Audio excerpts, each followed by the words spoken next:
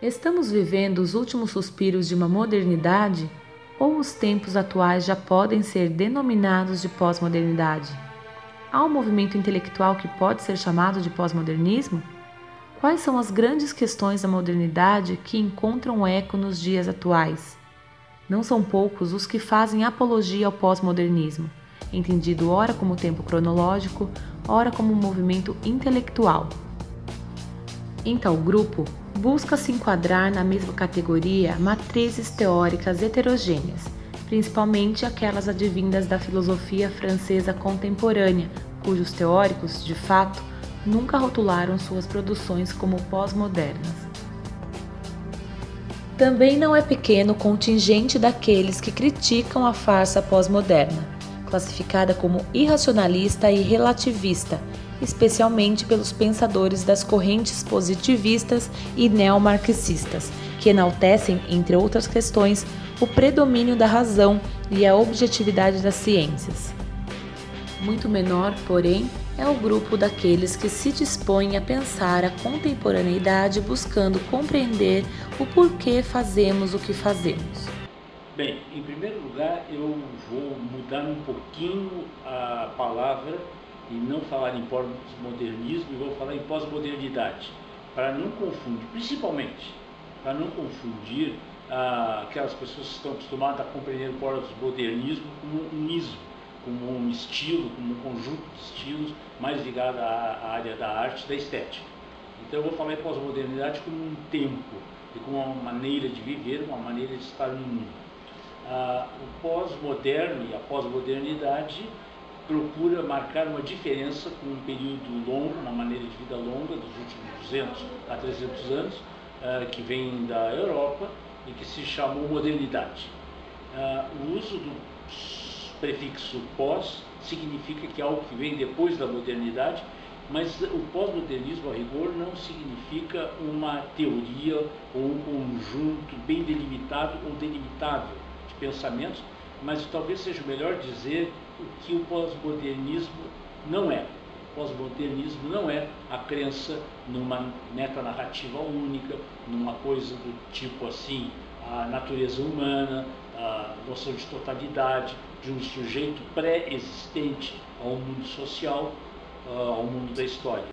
Vale dizer que, se nos valemos aqui dos conceitos de moderno e pós-moderno, é preciso considerar as devidas ressalvas que essas noções requerem, sobretudo a caracterização de pós-moderno, que procede a uma generalização digna de ser colocada em suspenso. Eu me afasto muito do uso de qualquer jeito do prefixo pós. Parece que pós é uma moeda forte e o cara fala, não, pós isso, pós aquilo, e está dizendo uma grande coisa.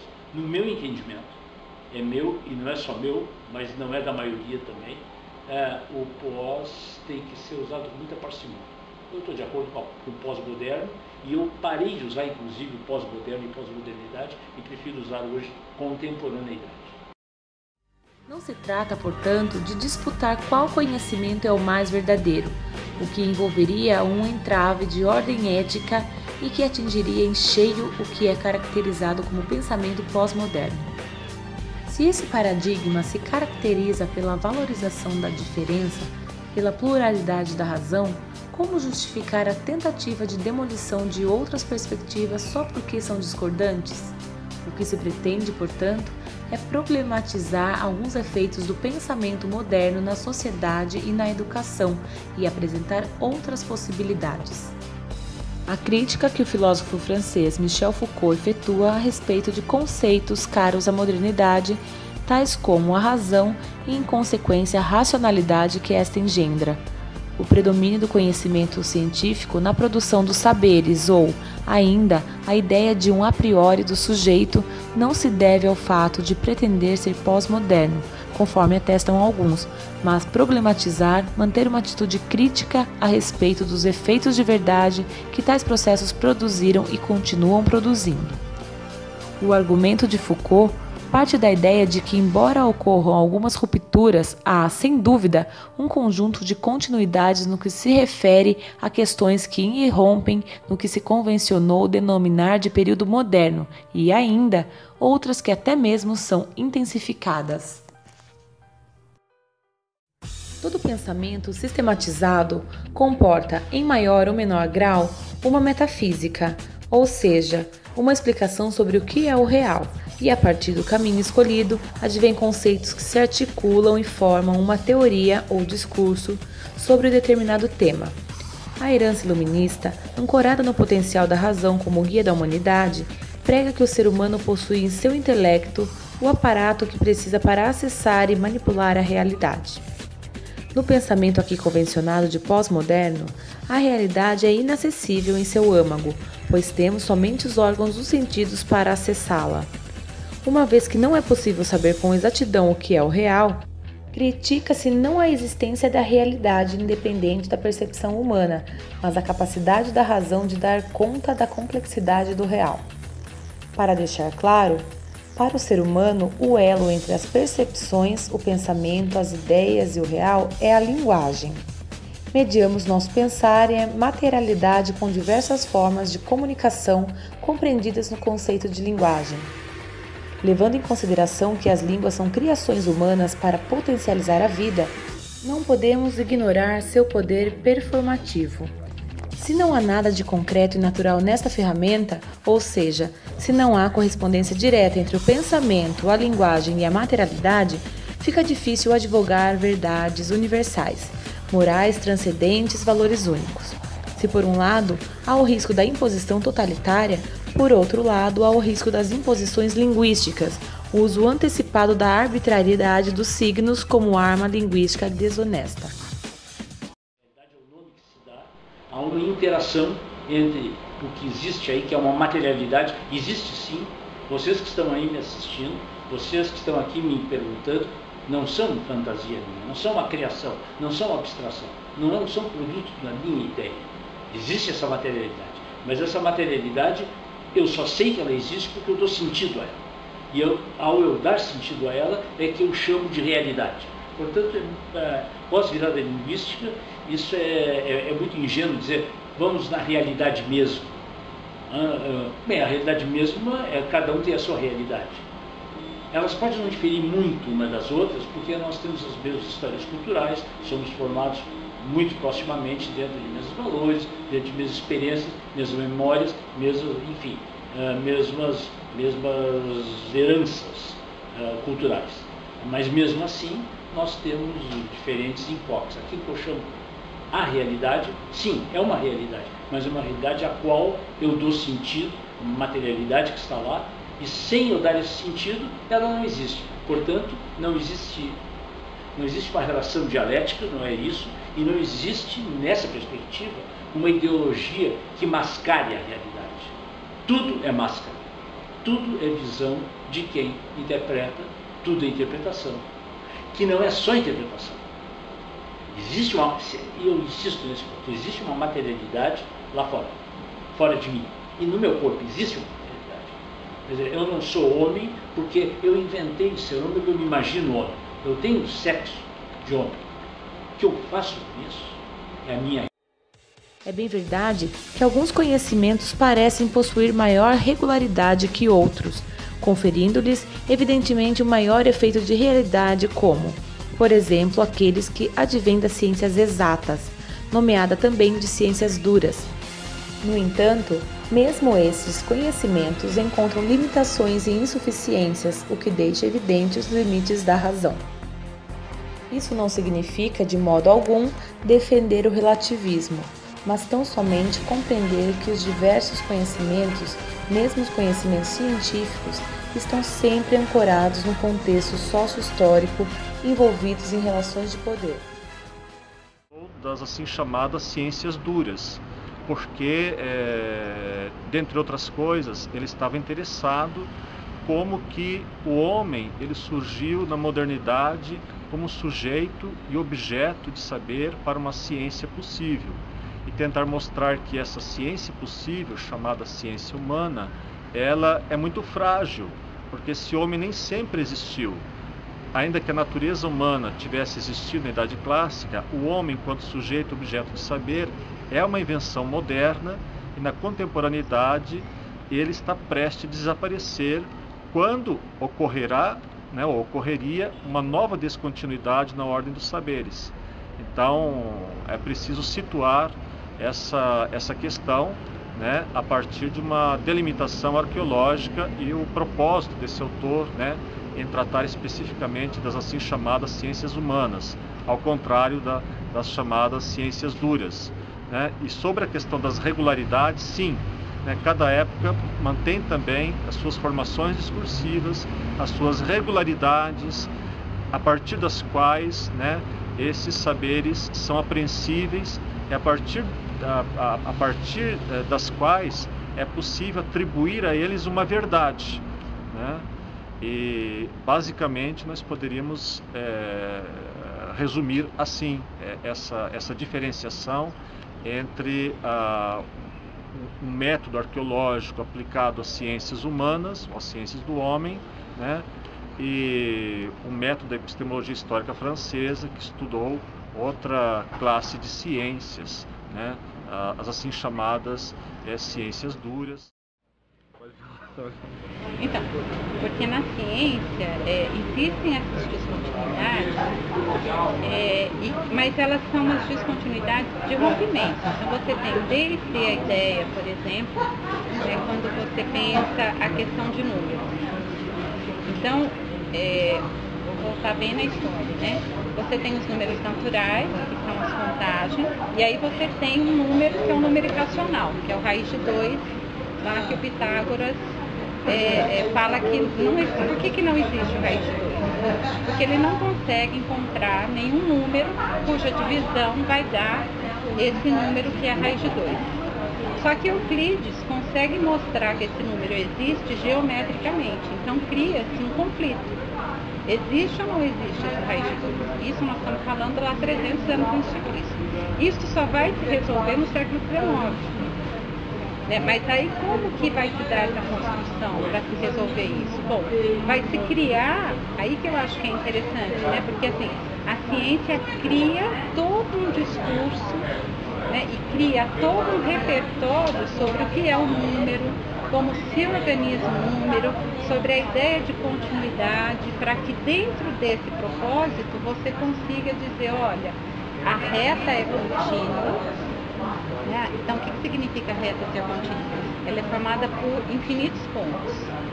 E aí, esses infinitos pontos, eu faço um corte, e quando eu corto essa reta, esse corte que eu faço, esse número ou é racional, que é tipo 3 quartos, 5, 6, né? Que é um número conhecido, ou é aquilo que não é racional, que vai chamar de irracional. Então você cria todo um argumento, né, para justificar a existência de alguma coisa que geometricamente tinha, mas você não conseguia dizer numericamente. Então, são verdades que ficaram suspensas e que de repente você vai lá e acaba produzindo. Não se trata, portanto, de disputar qual conhecimento é o mais verdadeiro, o que envolveria um entrave de ordem ética e que atingiria em cheio o que é caracterizado como pensamento pós-moderno. Se esse paradigma se caracteriza pela valorização da diferença, pela pluralidade da razão, como justificar a tentativa de demolição de outras perspectivas só porque são discordantes? O que se pretende, portanto, é problematizar alguns efeitos do pensamento moderno na sociedade e na educação e apresentar outras possibilidades. A crítica que o filósofo francês Michel Foucault efetua a respeito de conceitos caros à modernidade, tais como a razão e, em consequência, a racionalidade que esta engendra. O predomínio do conhecimento científico na produção dos saberes ou, ainda, a ideia de um a priori do sujeito não se deve ao fato de pretender ser pós-moderno, conforme atestam alguns, mas problematizar, manter uma atitude crítica a respeito dos efeitos de verdade que tais processos produziram e continuam produzindo. Portanto, o que Foucault mostra é que essas ciências que nascem na modernidade, elas não são a evolução daqueles saberes da Idade Clássica, elas são outra coisa. E por quê? Porque tem seus métodos próprios, porque a ordem do saber a qual elas se referem deixou de ser a mesma. Trata-se, portanto, de mostrar que cada saber é apreensível numa época de uma determinada maneira. Mas eu ressalto ainda que aquilo que se chama normalmente de contingência, de perspectivismo, etc., deve ser relativizado, porque no fundo são períodos de longa duração, são 150, 200 anos, período no qual, né, essas ciências têm um método específico, né, tem uma relação específica entre elas, e portanto isso nos leva a pensar, né, que ao contrário do que normalmente se pensa, de que uma ciência atual ela é a evolução mais acabada de saberes obscuros, cujo fio condutor, cujos erros, cujos tateios levaram a essa ciência atual, para Michel Foucault o que nós devemos é compreender, pelo contrário, entender cada saber na época em que ele se relaciona com outros saberes, e não a partir da ciência atual. E isso a gente está falando de uma ciência que é tida como uma ciência legitimada, né? Uma ciência em que aquilo que se diz é comprovado. E que, portanto, você tem como base uma estrutura que é uma estrutura criada para dizer que aquilo é verdade, né? Então, assim, a matemática ela cria uma estrutura para validar aquilo que ela mesma diz. Ao ponto de você, se você escapar desse modelo, você tem outras formas de pensar matematicamente, mas que escapam dessa estrutura. Aí, se escapam dessa estrutura, para este modelo, aquilo não é matemática. Tendo em vista que a compreensão plena dos processos de realidade é impossível, não se pode negar que alguns fenômenos possuem regularidade suficiente para que alguns conhecimentos com maior empiria possam ser gerados. São ferramentas de transformar pequenas realidades contextuais que, de tão precisos, dão margem para a fé cega moderna na objetividade controladora. Se, por um lado, a elevação de tais ferramentas à condição de bússola ética humana tem causado enormes dificuldades à civilização contemporânea, por outro lado, a vida sem elas igualmente seria dificultada. Na esfera da política econômica, há um intenso debate e troca de acusações entre, de um lado, uma hegemônica racionalidade neoliberal e, de outro, correntes teóricas neomarxistas e socialistas que possuem certa força acadêmica, mas pouca representatividade política. Não são raras as acusações advindas desses últimos grupos em relação ao pensamento caracterizado como pós-moderno que, conforme argumentam, além de fragmentar as lutas por demandas sociais, contribui para a manutenção ou reforço do neoliberalismo.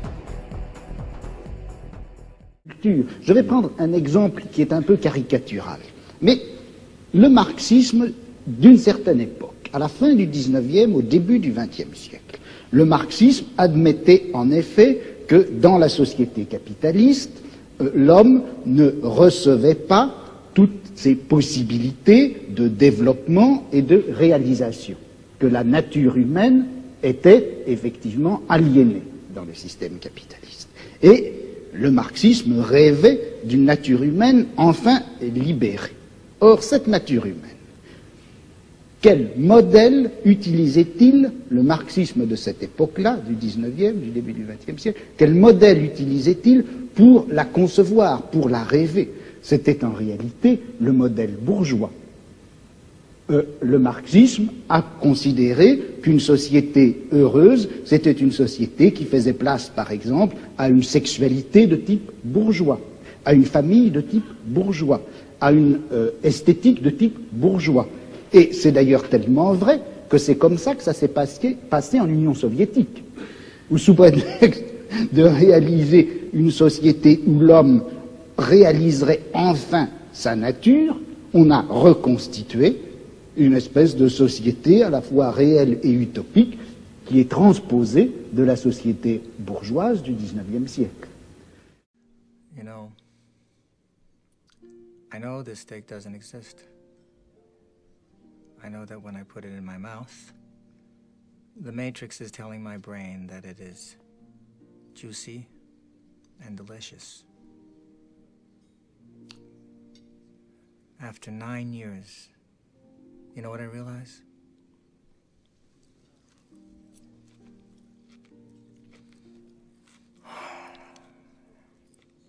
Ignorance is bliss.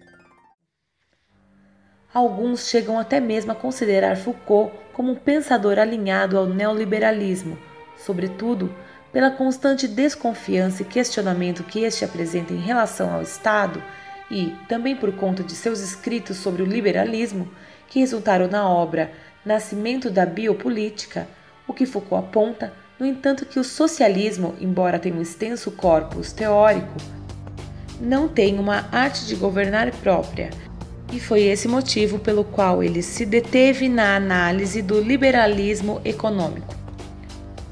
Recorrendo especificamente ao governo socialista francês do início da década de 1980, o filósofo pontua que este tão somente se baseava em um prolongamento das técnicas de governo oriundas de governo de direitas anteriores. Foucault dizia que a racionalidade econômica está presente tanto em governos liberais quanto naqueles que se alinham aos ideais socialistas. Nesse aspecto, talvez as políticas contemporâneas dos países nórdicos possam ser um exemplo interessante, no sentido que, devido aos efeitos econômicos considerados positivos, essas políticas são acolhidas por ambos os grupos, ou seja, enquadradas como políticas socialistas pelos grupos considerados de esquerda e como políticas liberais pelos grupos liberais de direita.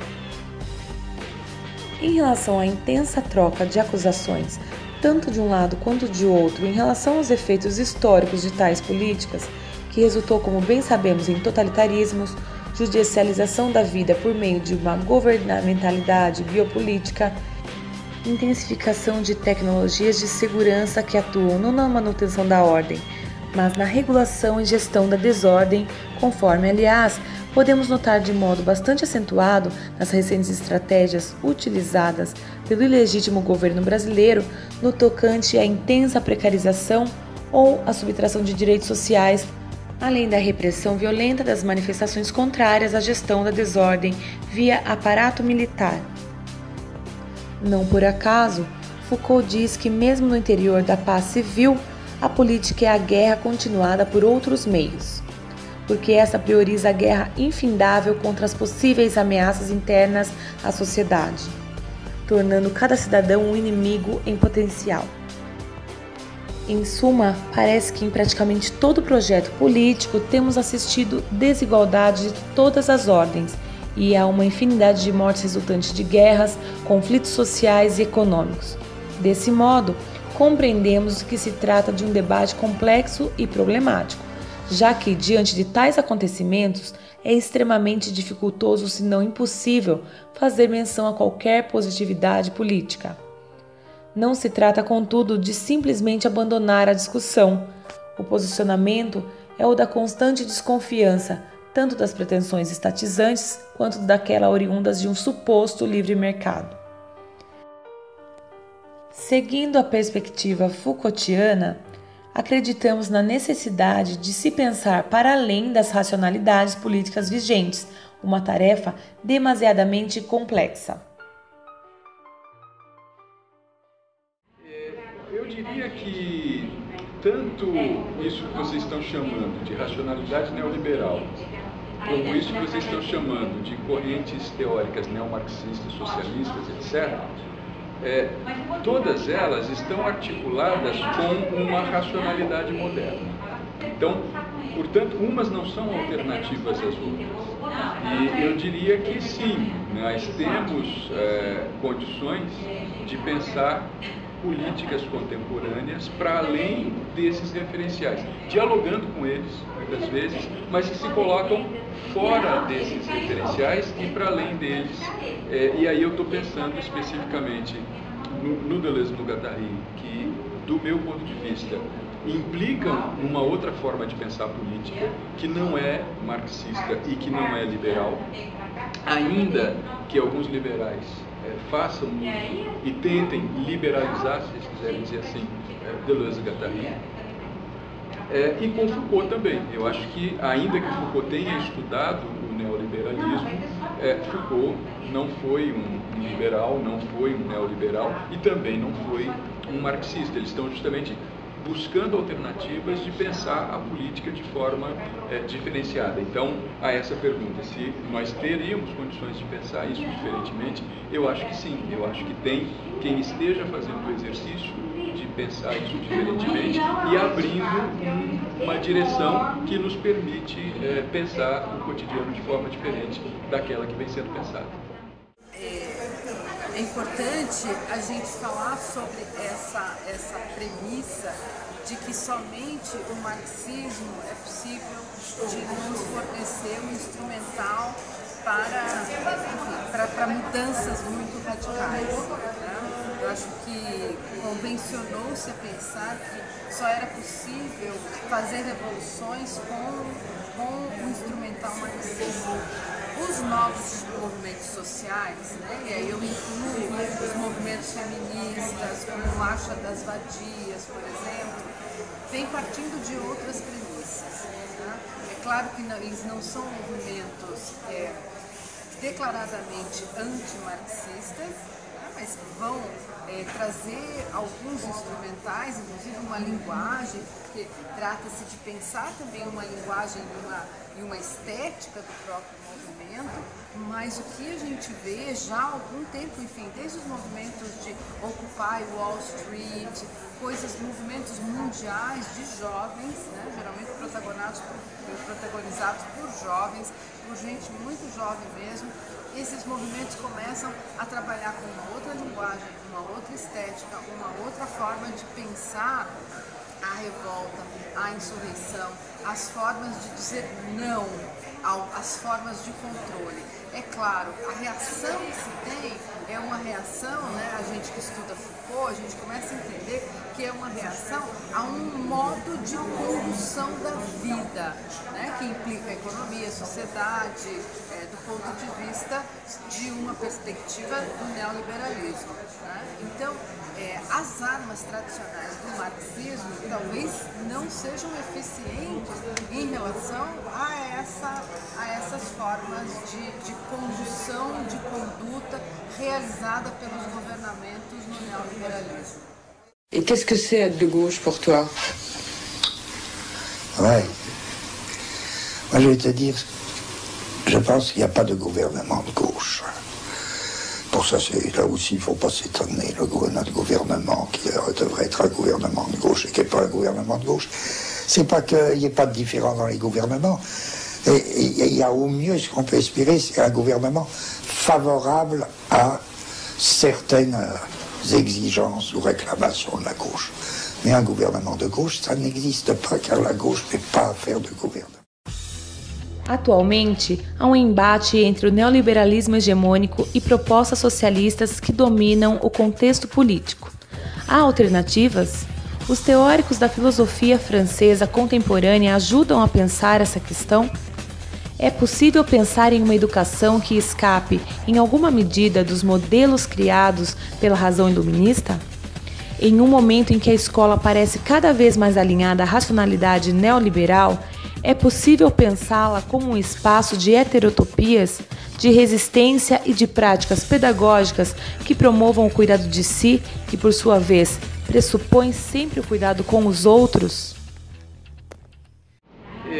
Eu diria que tanto isso que vocês estão chamando de racionalidade neoliberal, como isso que vocês estão chamando de correntes teóricas neomarxistas, socialistas, etc., todas elas estão articuladas com uma racionalidade moderna. Então, portanto, umas não são alternativas às outras. E eu diria que sim, nós temos condições de pensar políticas contemporâneas para além desses referenciais, dialogando com eles, muitas vezes, mas que se colocam fora desses referenciais e para além deles. E aí eu estou pensando especificamente no Deleuze e no Guattari, que, do meu ponto de vista, implicam uma outra forma de pensar a política, que não é marxista e que não é liberal, ainda que alguns liberais façam e tentem liberalizar, se vocês quiserem dizer assim, Deleuze e Guattari. E com Foucault também. Eu acho que, ainda que Foucault tenha estudado o neoliberalismo, Foucault não foi um liberal, não foi um neoliberal e também não foi um marxista. Eles estão justamente buscando alternativas de pensar a política de forma diferenciada. Então, a essa pergunta, se nós teríamos condições de pensar isso diferentemente, eu acho que sim. Eu acho que tem quem esteja fazendo o exercício de pensar isso diferentemente e abrindo uma direção que nos permite pensar o cotidiano de forma diferente daquela que vem sendo pensada. Então, eu estou tomando esses movimentos de ocupação das escolas, especialmente os movimentos secundaristas, né? Porque, enfim, a ocupação das universidades, de reitoria, já é uma arma de luta mais antiga dos movimentos universitários, né? E tem uma relação, enfim, com os diretórios acadêmicos, com os DCEs. Eu assim, claro, o alvo é o mesmo, mas eu tomo com uma certa diferença. Acho que precisa ser melhor analisada a questão das universidades.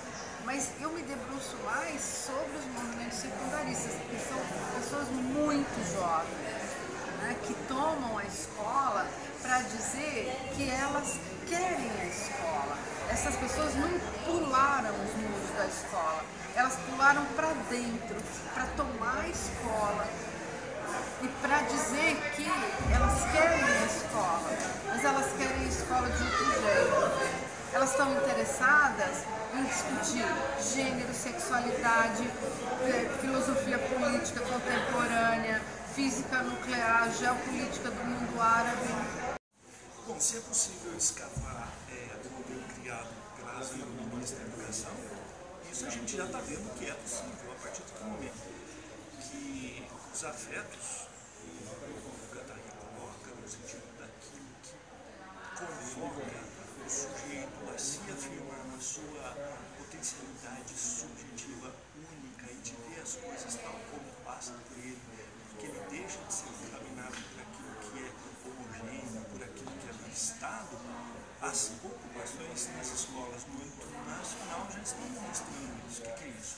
A forma de se relacionar com a autoridade, a forma de produzir hierarquia, a forma de qualificar e desqualificar os próprios alunos, estão mobilizando esses alunos a não somente questionar o destino da razão deles em um nível de formação, mas estão levando eles também a tensionar tudo que é imposto como regra e forma de conduzir essa formação.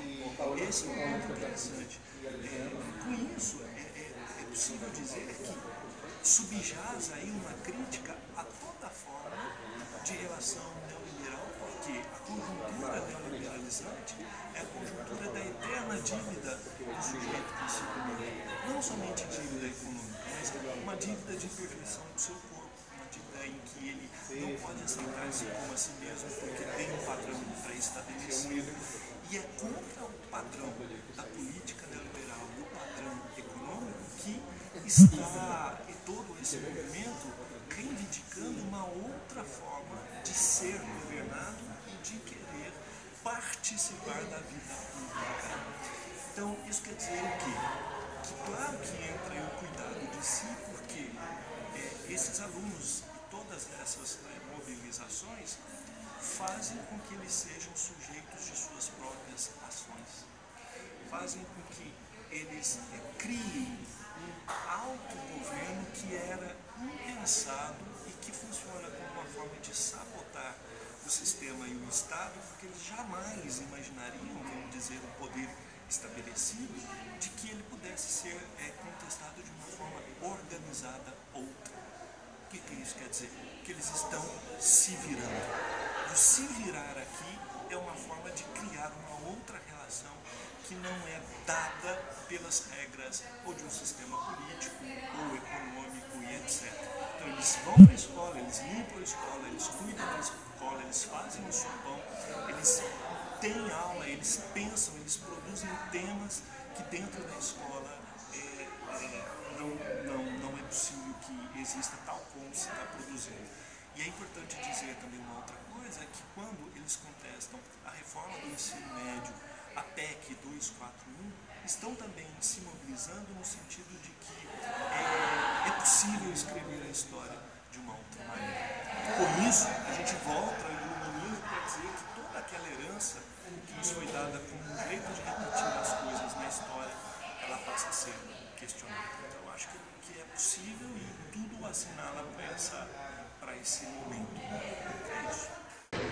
Não é só questão de opinião, vivendo cada visão, juntando informação à procura de saber o X da questão, e vi que de certa forma todo pensamento é efêmero. Aí formei uma opinião sobre a desigualdade de gêneros, lembrando que nada que eu falo é verdade absoluta, apenas sair na busca de uma opinião mais justa. Então, antes de me chamar de hipócrita, assumo que já fui machista, deixo de ser cada vez mais quando penso em ser menos egoísta. Então vou tentar mudar sua opinião sobre o que é verdade. Melhor, vou só quebrar os padrões dessa sociedade que vê um short curto como libertinagens, até falam que roupa é o que causa as brutalidades, chamando mulher de vulgar, vagabunda e vadia, levando à frente os padrões vindos da burguesia, pois sabe o que é ser vulgar? Vem do latim a tradução, é o que é usado pelo povo sem nobreza e distinção. Vulgar é mais que roupa curta, é de quem não tem din e é pobre. Usou essa palavra e não sabe que foi trazida pelos nobres, que querem ver a mulher fazendo serviço doméstico, só olha pra si mesmo e ainda quer pagar de ético, com papo patético, julgando o estético, relacionando personalidade com algo genético. Então, hipoteticamente, se imagine uma mulher, percebe-se como a sociedade impõe do jeito que você quer, mas como fazer isso se mesmo de roupa ou nua? Pode encontrar um louco estuprador pela rua, alimentados pelo ódio causado pela diferença, que antes de atacar alguém não põe a mão na consciência. Ou então, para ter um argumento mais coeso, imagine sua irmã, sua mãe, sua companheira ou você mesmo, pois julgar os outros é um erro grotesco. Não se esqueça que pimenta no dos outros é refresco, e as pimentas não vêm à tona em meio a essa sociedade que transforma em normal o que na verdade é uma maldade. Sociedade que fala pro menino, apanhou na rua, apanha em casa, e que fala pra menina, não brigue, seja delicada. Menina quando criança, brincadeira é de cozinha. Menino quando criança é de arma ou de lutinha. Menino se apanha é ensinado a revidar. Menina se apanha é conduzida a se calar. Já parou pra pensar que o machismo virou cultura? Homem tem que pegar todo mundo, mulher tem que manter a postura. Homem vagabundo é aquele que não trabalha, nem estuda. Mulher vagabunda é sinônimo de biscate ou prostituta. No feminino a palavra faz referência a comportamento sexual. O verdadeiro machismo aparece quando no masculino isso é desigual. E pro ser parece normal, né? É porque assim fomos criados. Mas estupros e espancamentos são apenas resultados de achar isso comum e não pensar quem é o erro. Mas é isso que já causou de várias mulheres, vários enteus. Porque não é coisa de homem ir para casa e fazer comida. Essa é uma das provas que a mulher é diminuída. Trabalha fora de casa, também dentro de casa, cuida dos filhos, na cozinha, lava sexo, estende passa. Então temos que entender que as mulheres têm poder, o que nós podemos, com certeza elas também podem fazer. Então mulheres, acordem, esqueçam os padrões de beleza. Vocês são quem gera a vida, que é a maior riqueza. Não é para ter peso correto, nem roupa adequada. Toda mulher no mundo merece ser respeitada. E beleza vem com maquiagem, peso e roupa nessa sociedade. Não é para ser assim. A beleza está na humanidade, está na atitude e no karatê. Seja dançando balé ou fazendo karatê, é só parar e ter um pouco de bom senso. Parar e vai ver que mudou como eu penso. Pois rappers falam de sistema, mas não sabe o que significa. O sistema que vivemos é patriarcal e bem machista. Então você homem e você também mulher, muitas atitudes erradas tem, mas não é só porque vocês querem, é porque somos refém de um mundo machista, criado derivado do sistema capitalista. Pra mim tá relacionado o machismo e o capitalismo, que quer ver o rico lá em cima e o pobre no abismo. Preto pobre, preta pobre, branco pobre, branca pobre. Trabalham, mas quem fica rico é o nobre. E já que sabemos disso, temos que assumir que o machismo existe sim, a solução é nos unir. Mas tem gente que ainda insiste e fala mal das feministas, mas pela opressão, quem nunca foi obrigado a ser extremista? Valores invertidos, somos bobos corrompidos, pois oprimir é o desejo de todos os oprimidos. E eu sou a voz dos oprimidos e de todos rejeitados. Eu vou me informar mais e manter vocês informados. Então se entenderam a mensagem, fica aí o recado. Não crie o seu filho como você foi criado.